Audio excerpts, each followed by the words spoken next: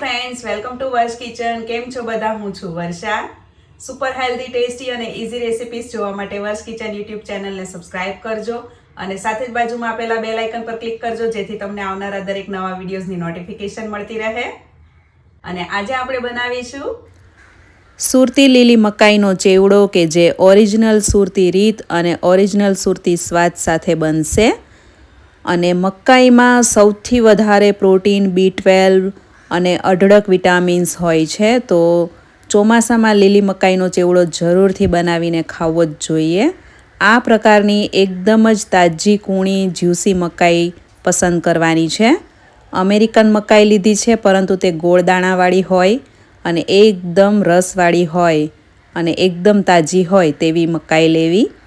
અને તેને આ રીતે મોટી છીણીથી છીણવાની છે, નાની છીણી નહીં. તો મોટી છીણીથી છીણશો તો તે એકદમ સરસ દાણેદાર થશે. તમે દાણા કાઢીને તેને મિક્સરમાં પણ અધકચરી પીસી શકો છો. અને મકાઈને સરસ ધોઈ લેવી અને રેસા એકદમ સરસ રીતે કાઢી લેવા. ત્યારબાદ આ રીતે છીણી લેવી. 4 મીડિયમ સાઇઝની મકાઈ મેં લીધી છે, તેમાંથી 3 વ્યક્તિને સૌ થાય તેટલો ચેવડો તૈયાર થશે.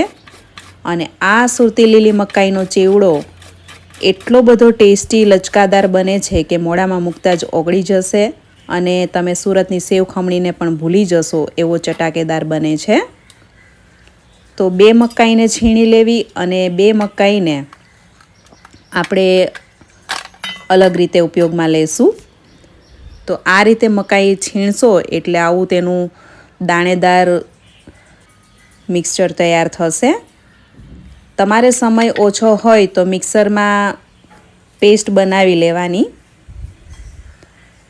ફ્રોઝન મકાઈ લેશો તો તેના ફોતરા અલગ થઈ જશે અને દાણાનો અંદરનો જે માવો હોય તે પણ અલગ થઈ જશે. તો તે મકાઈનો ચેવડો ખાવામાં બિલકુલ સારો નહીં લાગે. ચવડ બને છે તેવો ચેવડો. તો બને ત્યાં સુધી એકદમ તાજી મકાઈને જ પસંદ કરવાની. અને 2 મકાઈને આપણે પીસી લીધા બાદ આ રીતે 2 મકાઈને સમારવાની છે. એકદમ ઝીણી ઝીણી સમારવાની છે. આ રીતે એક લાઇનમાં 3 વખત ચાકુ ફેરવવાનું. આ રીતે તમે નાઈફથી સમારશો, ચપ્પુથી, એટલે એકદમ ઝીણી ઝીણી સમારાશે. આખા દાણા નથી કાઢવાના. તો એક દાણાના 3 ટુકડા એ રીતે સમારવાની છે. હવે એક જાડા તળિયાવાળા કુકરમાં 1 ચમચી ઘી લગાડી દેવું. ત્યારબાદ મકાઈના દાણાને આ રીતે હાથેથી છૂટા કરી લેવાના. જોઈ શકો છો તમે એકદમ સરસ દાણા ઝીણા ઝીણા સમારાયા છે. તો કુકરમાં આ બધી મકાઈ છીણેલી અને સમારેલી બંને મિક્સ કરી દેવી.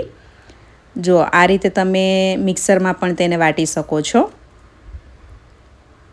એકદમ સરસ તે પેસ્ટ તૈયાર થઈ છે, દાણેદાર. એકદમ જ તાજી અને કૂણી મકાઈ છે, જ્યુસી.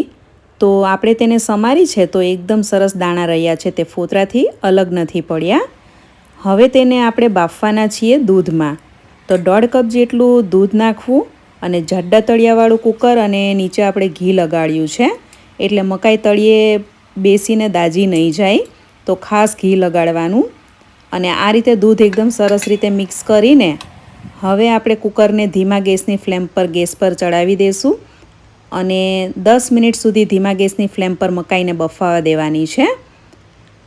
આપણે કુકરમાં કોઈ સીટી નથી પાડવાની, માત્ર ધીમા ગેસની ફ્લેમ પર 10 મિનિટ સુધી બફાવા દેવાની છે. અને તળિયે બેસી ન જાય મકાઈ, તેનું ખાસ ધ્યાન રાખવું. તો 10 મિનિટ બફાવા દીધી અને ત્યારબાદ મેં 10 મિનિટ તેને રેસ્ટ આપ્યો છે. તેની જાતે જ હવા રિલીઝ થઈ જાય કુકરમાંથી. ત્યારબાદ ખોલીને આપણે ચેક કરીએ તો એકદમ સરસ મિશ્રણ તૈયાર છે બફાઈને અને એકદમ ક્રીમી ટેક્સચર આવ્યું છે. અને આ રીતે દૂધમાં મકાઈ બાફવાથી મકાઈ વધારે મીઠી થઈ જાય છે. હવે 15થી 20 કળી જેટલું લસણ આ રીતે પેસ્ટ બનાવી લેવાની. અને 2 થી 3 લીલી ડુંગળી અને 1 સૂકી ડુંગળી એકદમ ઝીણી ઝીણી સમારી લેવાની છે. સુરતમાં ખાસ આ ચેવડો લીલી ડુંગળી અને લીલા લસણથી બનાવવામાં આવે છે. તમારી પાસે જે પણ ડુંગળી હોય તે તમે લઈ શકો. ડુંગળીના લીલા પાન અલગથી સમારીને રાખવા અને 2 ટામેટાં સમારીને લેવા. અને ઓછા તેલમાં ચેવડો બનાવવાનો છે. તો હાફ ટેબલ સ્પૂન જેટલું તેલ ગરમ થાય એટલે તેમાં હાફ ટીસ્પૂન જેટલું રાઈ જીરું નાખવું. નોનસ્ટિક પેનમાં બનાવશો તો એકદમ સરસ બનશે. આપણે આ તેલથી લથપથ મકાઈનું શાક નથી બનાવી રહ્યા. ઓછા તેલમાં ચેવડો બનાવશો તો તે ખાવામાં બહુ જ મીઠો લાગશે. તો બને એટલો તેલનો ઉપયોગ ઓછો કરવાનો છે આ ચેવડામાં, તો ખાવાની બહુ મજા આવશે. ડુંગળી સાથે વઘારમાં નાખીને હાફ ટીસ્પૂન જેટલું તેમાં હળદર અને હિંગ નાખવા અને ગેસની ફ્લેમ એકદમ ધીમી રાખવી અને બધું સરસ રીતે સાંતળવાનું છે. સાથે લસણની પેસ્ટ પણ ઉમેરી દેવી. 1 ટેબલસ્પૂન જેટલી લસણની પેસ્ટ છે. 8 થી 10 લીમડાના પાન નાખવા. આ ચેવડામાં તાજા લીમડાનો સ્વાદ બહુ જ સારો એવો આવે છે. અને 2 તીખી સુરતી લીલી મરચી છે તેને આ રીતે સમારીને મિક્સ કરવી. સાથે 2 ટુકડા તજના અને 3 લવિંગ નાખવા અને આ રીતે 1 મિનિટ સાંતળવું. સ્વાદ પ્રમાણે નમક નાખીને. એક ખાસ સિક્રેટ ટિપ્સ હું તમારી સાથે શેર કરીશ કે મકાઈને પહેલાં દૂધમાં અલગથી બાફી લેવાની, જેથી દૂધના મિશ્રણમાં મકાઈ એકદમ સરસ રીતે બફાઈ જાય અને દૂધ બળીને તેનો માવો તૈયાર થઈ જાય. એટલે મકાઈ એકદમ મીઠી બની જાય છે અને પછી તમે ડુંગળી લસણ કે કોઈ પણ મસાલાનો ઉપયોગ આરામથી કરી શકો છો.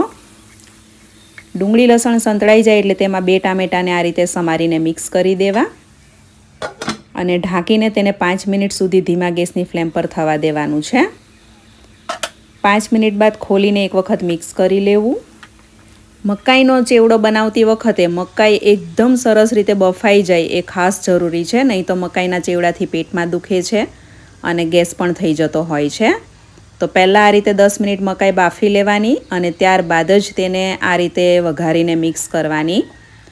તો એ ચેવડો તમને પચવામાં એકદમ હળવો બની જશે અને એકદમ બફાઈ ગયેલી મકાઈ સાથે મોઢામાં મૂકતા જ ઓગળી જાય એવો પોચો ચેવડો તૈયાર થશે. એકદમ લચકાદાર ચેવડો બને છે આ. તો આ રીતે મકાઈનું બાફેલું મિશ્રણ મિક્સ કરીને 2 મિનિટ તેને સાંતળવાનું છે ધીમા ગેસની ફ્લેમ પર અને 1 ટેબલસ્પૂન જેટલું બટર નાખવું. ઘરનું માખણ પણ તમે લઈ શકો અને માખણ અને બટર તમારી પાસે ન હોય તો તલનું તેલ કે કોઈ સારું કુકિંગ ઓઇલ હાફ ટેબલસ્પૂન જેટલું નાખવું અને 1 ટેબલસ્પૂન જેટલું આદું ખમણીને નાખવાનું છે. આ ચેવડામાં આદુનો આગળ પડતો સ્વાદ ચેવડાના સ્વાદ અને સુગંધને 100 ગણો વધારી દે છે. તો ચોક્કસથી આદુનો ઉપયોગ કરવો અને જે લોકો આદુ લસણ ન ખાતા હોય તેમણે આમાં થોડો ફુદીનો અને સૂંઠ પાવડર મિક્સ કરી દેવો અને હાફ ટીસ્પૂન જેટલો મરી પાવડર નાખવો. આ ચેવડામાં મરીની તીખાશ પણ બહુ સરસ લાગે છે અને મકાઈને પચવામાં તે હળવી બનાવે છે. મકાઈના ચેવડાની એક ખાસ ખાસિયત છે કે તે બની ગયા પછી એકદમ સોફ્ટ બફાઈ ગયેલો અને એકદમ કૂણી મકાઈવાળો હોવો જોઈએ. બિલકુલ ચવળ ન થવો જોઈએ કે તેના ફોતરા તેનાથી અલગ થઈ ગયેલા હોય, દાણાથી ચવળ થઈ ગયા હોય મકાઈના દાણા, તો એવો ચેવડો ખાવાની બિલકુલ મજા નથી આવતી. આદું નાખ્યા બાદ તેમાં સ્વાદ પ્રમાણે મીઠું નાખીને ધીમા ગેસની ફ્લેમ પર હવે તેને 10 મિનિટ સુધી બફાવા દેવાનું છે. આ રીતે જ ઢાંકીને સંતળાવા દેવાનું છે. વચ્ચે વચ્ચે 2 થી 3 વખત ઢાંકણ ખોલીને તેને ચમચા વડે મિક્સ કરીને ઉપરથી નીચે આ રીતે મિક્સ કરી લેવાનું અને ચેક કરી લેવાનું. તળિયે મકાઈ બેસે નહીં એનું ખાસ ધ્યાન રાખવાનું. દૂધનો ભાગ વધારે હોય તો તેને 2 થી 3 મિનિટ વધારે લાગી શકે. મકાઈનું પણ દૂધ નીકળતું હોય છે. બિલીવ મી, અત્યારે સુગંધ બહુ જ સરસ આવી રહી છે અને એકદમ સરસ મિક્સચર તૈયાર છે અને સરસ બફાઈ પણ ગઈ છે મકાઈ. અને મકાઈનો ચેવડો કોરો નહીં પરંતુ આ રીતનો લચકા પડતો હોય તો એકદમ સેવ ખમણી ખાતા હોઈએ એવી ફિલિંગ આવશે. અને મકાઈ પણ એકદમ મીઠી ગળચટ્ટી છે, તો આમાં કોઈ પણ પ્રકારની મીઠાશ માટે ખાંડનો ઉપયોગ નથી કરવાનો. તો હવે આમાં દૂધ અને મકાઈનું જે પાણી છે તે બળી ગયું છે. તો તેમાં અડધો કપ જેટલી ધોઈને સમારેલી કોથમીર, 1 થી 1.5 ટેબલસ્પૂન જેટલો લીંબુનો રસ નાખવો.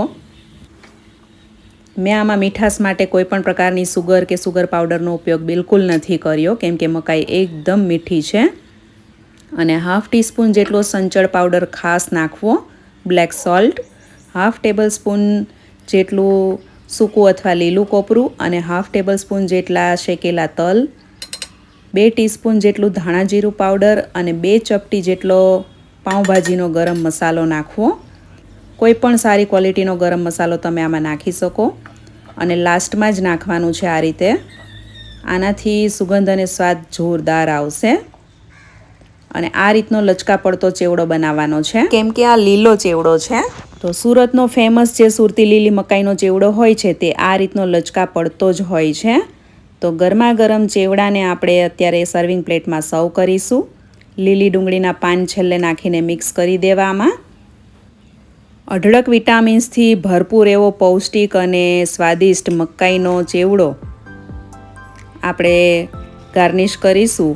ઉપરથી લીલી ડુંગળીના પાન, કોથમીર, કોપરું અને શેકેલા તલ અને દાડમના દાણાથી.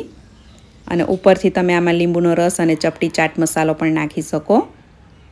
તો ઓરિજિનલ સુરતી લીલી મકાઈના ચેવડાને તમે કઈ રીતે ખાવાનું પસંદ કરશો એ મને કમેન્ટ્સમાં જરૂરથી જણાવજો. આમાં ઉપરથી તમે સેવ એ રીતે પણ નાખીને સર્વ કરી શકો છો.